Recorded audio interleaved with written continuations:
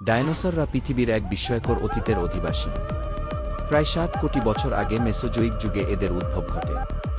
পৃথিবীর বিভিন্ন অঞ্চলে এদের বাস ছিল, আর এরা ছিল বিভিন্ন আকৃতি ও প্রজাতির। ছোট আকারের ভেলোসিরাপ্টর থেকে শুরু করে বিশাল আকৃতির টিরানোসরাস রেক্স পর্যন্ত ডায়নোসরদের বৈচিত্র্য ছিল অসাধারণ। ডায়নোসরদের মধ্যে কেউ ছিল তৃণভোজী, আবার কেউ মাংসভোজী। এদের শরীরের গঠন ও খাদ্যাভ্যাস তাদের পরিবেশের সঙ্গে মানিয়ে চলার ক্ষমতা বাড়িয়েছে। উদাহরণস্বরূপ, লম্বা গলাযুক্ত ব্র্যাকিওসরাস গাছের উঁচু পাতা খেত, আর টিরানোসরাস রেক্স শিকার ধরে খেত। প্রায় ৬৬ মিলিয়ন বছর আগে একটি বিশাল উল্কার আঘাতে পৃথিবীতে পরিবেশ বদলে যায়। ভয়াবহ আগুন, ধূলিকণা আর জলবায়ুর পরিবর্তনের কারণে ডায়নোসরদের বিলুপ্তি ঘটে।